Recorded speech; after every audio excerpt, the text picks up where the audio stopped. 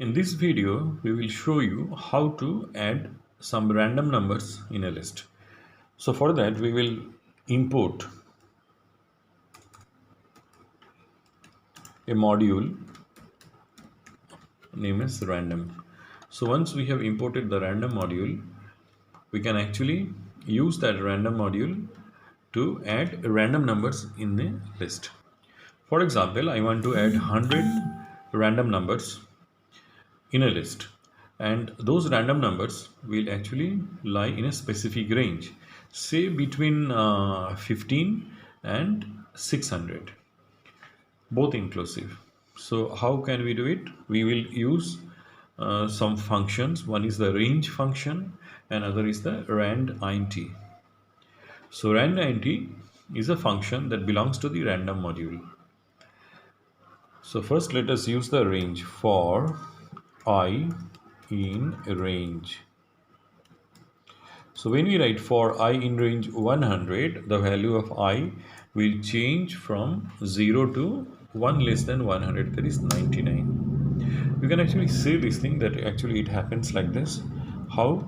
For example, if I print, print command, if I write I, comma, end equals to this,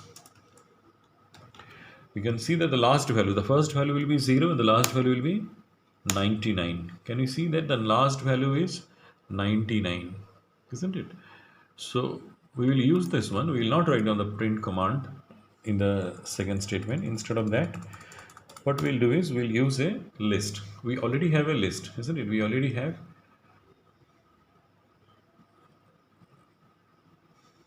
the list is already cleared. We can see a special list was cleared. So we'll use that specialist. A specialist equals to, now this is important. So we should not only give the assignment operator, so it will overwrite every time the list.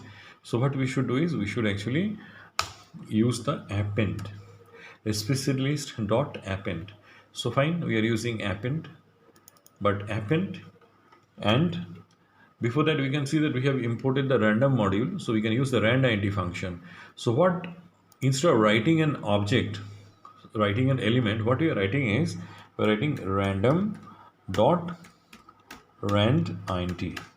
And as I've told that the numbers will be between two different numbers, one is 15 and other is 600. I told 600.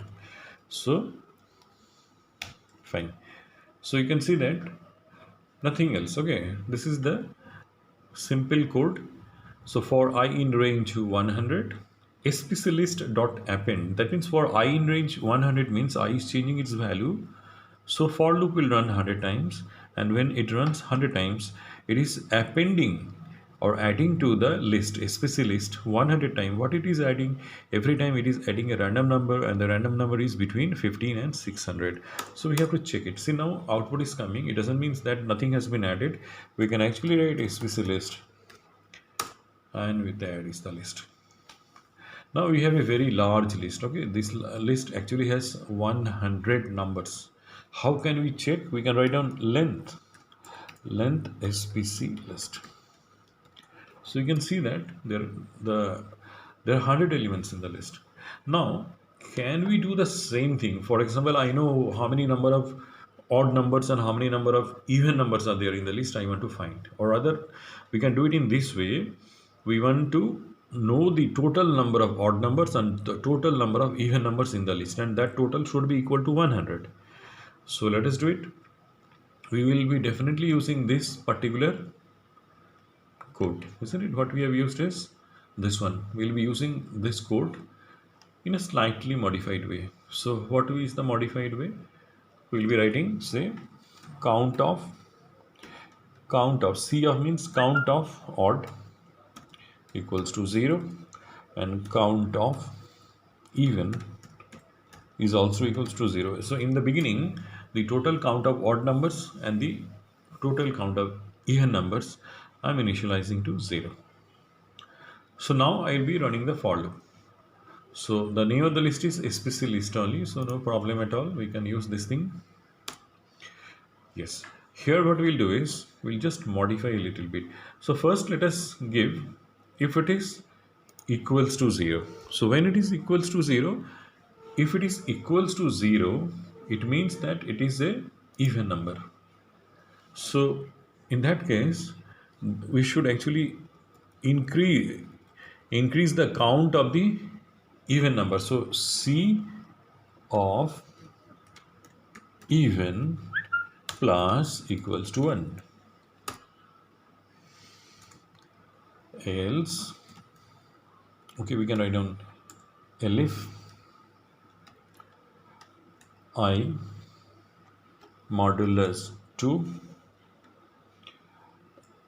not equals to 0. So in that case, what we'll write down is C of odd plus equals to 1. Very nice. So the for loop has been executed. Now the only thing that I have to do is I have to find out what is the value of this. 52 odd numbers are there, so there should be 48 even numbers. Yes, there are 48 even numbers.